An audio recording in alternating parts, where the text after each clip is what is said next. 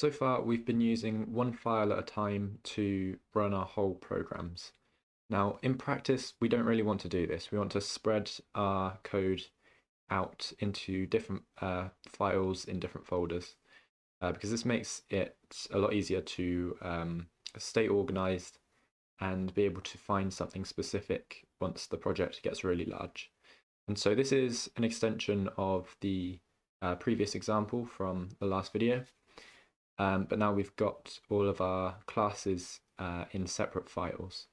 And so we've got the world class, which is new in its own class, along with main. And we've got some folders here with an abstract class, we've got an interface and some subclasses. And now that we have this structure, the package keyword becomes a lot more relevant. So the whole project is inside of a folder called game name, and you'd probably want to rename this to whatever you're going to call your game or your project, but all of the code is inside of this folder. So every file is going to start off with package game name. Inside of the smaller folders like game characters, the reason this is game characters, not just characters, is because a character is a data type and we don't want any kind of conflicting going on there. So we used game characters to separate from a single character. And so all of the classes in here are going to have a slightly different package. We're going to have game name, which is the same, and then dot, and then game characters. So we've got the outer folder, dot, and then the inner folder. And the same kind of thing goes for the weapons. We've got the game name dot weapons. We also have to import our own code if it's not from the exact same package. So here in the main class, we've used the world class. Now, because the package path is the exact same, we can actually access world normally like this. But as soon as we want to create a new player, we have to actually import game name dot game characters dot player. If I comment this out, we'll see we get an error, which is player cannot be resolved to a type. Java can't find where the player class is. And so let's see what this program is actually doing. So we've got the main class, and inside of this, we've got the main function as usual. We are creating a new world, and inside of world, we are calling a method to add a character. Now we've got the same function twice here, but we're actually passing something different in each time. So the first one, we are passing in a new object, and the second one, we are passing in a string and an integer.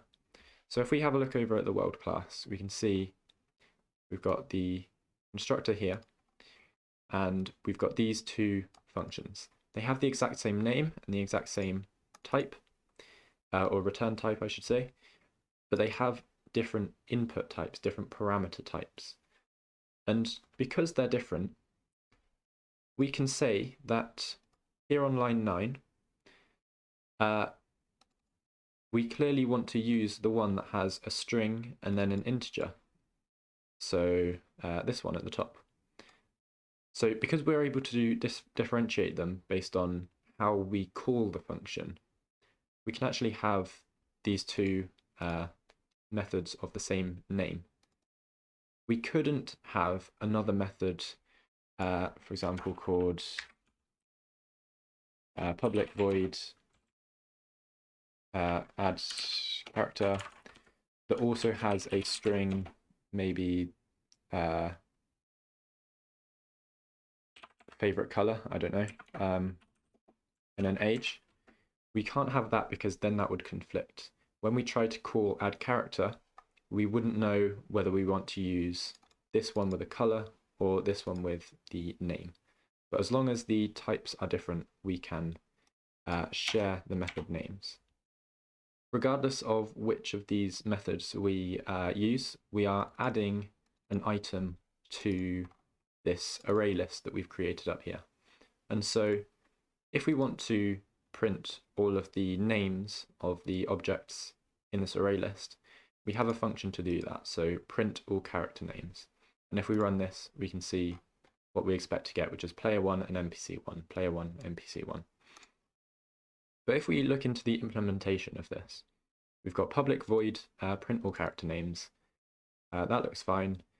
We've got game character, and we've just called it C because we're only using it like in a very small area. If we're using this variable a bit more broadly, we would want to give it a better name, but here is fine.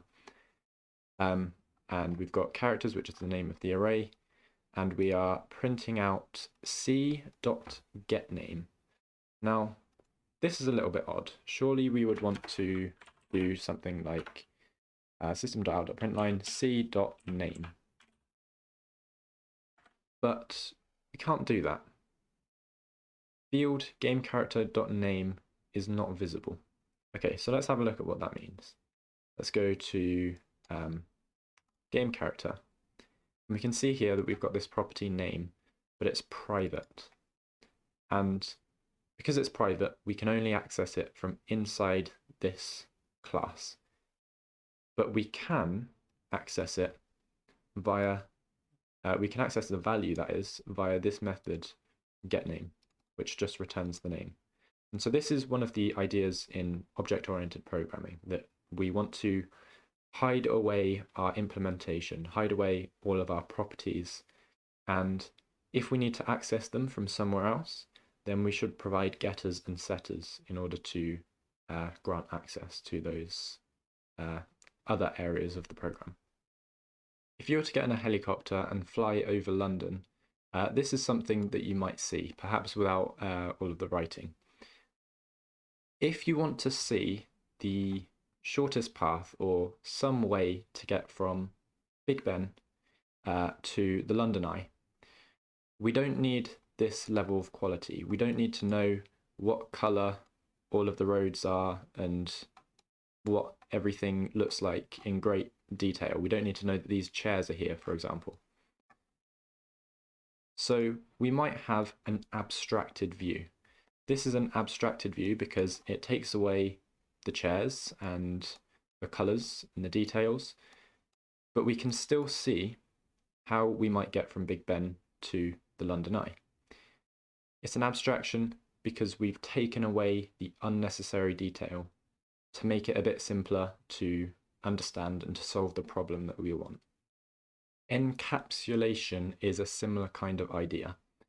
Encapsulation is where we make all of our properties, or all of the properties of our class, private, and also any methods that aren't used or shouldn't be used outside of the class should also be private, so that if we're looking at the object or class from somewhere else in the program, we don't need to know any of the internal information about how it's working. We just need to know how to interact with the object, not how the object works.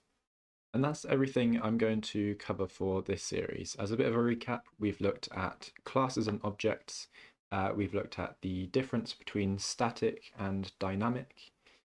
We've looked at inheritance, polymorphism, interfaces, abstract classes, composition, basic file structure, and now abstraction and encapsulation.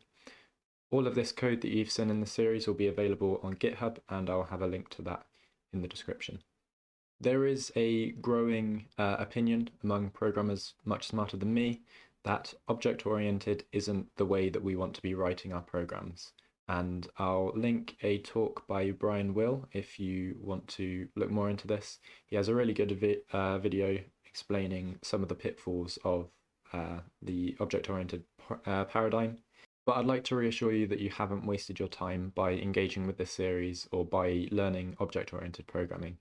Java and C# are consistently within the top 10 most used programming languages in the industry, and there are thousands of opportunities available in either language.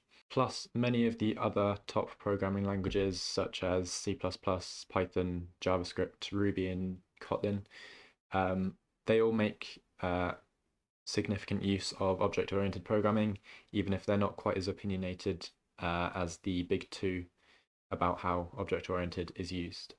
And finally, looking into different kind of methodologies to building programs and developing software is a great way to strengthen your understanding of the underlying concept. So when the next big technologies are released, you'll be able to learn them a lot quicker because you're more familiar with the concepts and you're more familiar with different ways that they can be implemented and used.